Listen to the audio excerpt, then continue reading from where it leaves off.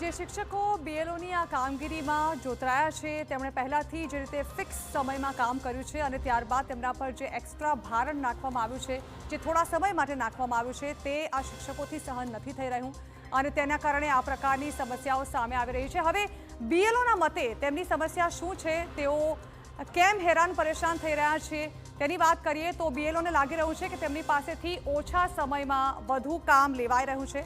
તેમનું કહેવું છે કે સમય ખૂબ જ ઓછો આપવામાં આવ્યો છે, જેની મર્યાદા વધારવામાં આવે। સાથે જ તેમનું કહેવું છે કે તેમની પાસે ટાર્ગેટ પૂરો કરવા માટે રોજ ઓવરટાઈમ કરાવવામાં આવી રહ્યો છે। સ્વાભાવિક છે કે સવારની પાળીમાં કે પછી બપોરની પાળીમાં કામ કરતા જે શિક્ષકો છે તેઓ ત્યારબાદ ફ્રી થઈ જાય છે, પરંતુ અત્યારે તેમને કામમાં જોતરાવું પડી રહ્યું છે। સાથે જ તેઓને ઓનલાઈન ફોર્મ ભરવા માટે પણ સમસ્યાઓનો સામનો કરવો પડી રહ્યો છે તેવું શિક્ષકોનું કહેવું છે। તેમનું કહેવું છે કે ઓનલાઈન ફોર્મ ભરવા માટે જે ઇન્ટરનેટ કનેક્શન જોઈએ, ઘણી વખત એવી જગ્યાઓ હોય છે કે જ્યાં ઇન્ટરનેટ કનેક્શન જે છે તે નથી મળી શકતું, તેને કારણે તેમને સમસ્યા સર્જાય છે। સાથે જ કેટલાક જરૂરી પુરાવા છે તે પણ નથી મળતા, જેના અભાવે પણ લોકો સાથે તેમની માથાકૂટ થતી હોય છે। આવી જે ચર્ચા થતી હોય છે તેમાં પણ લોકો સાથે માથાકૂટ થવાના બનાવો બનતા હોય છે।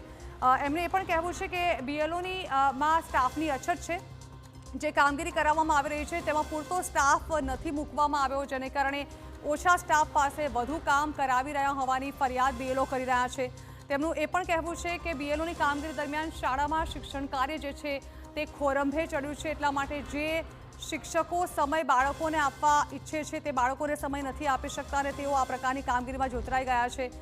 ગામડાઓમાં જો આ કામગીરી કરવામાં આવે તો સ્વાભાવિક છે કે કેટલાક ગામડાઓ જે અંતરિયાળ ગામડાઓ છે ત્યાં ઇન્ટરનેટની સેવા જે છે તેનો અભાવ છે, જેના કારણે જે ઓનલાઈન ફોર્મ ભરવામાં આવે છે તેમાં કેટલીક સમસ્યાઓ નડે છે અને તેને કારણે તેઓ ઓનલાઈન ફોર્મ જે છે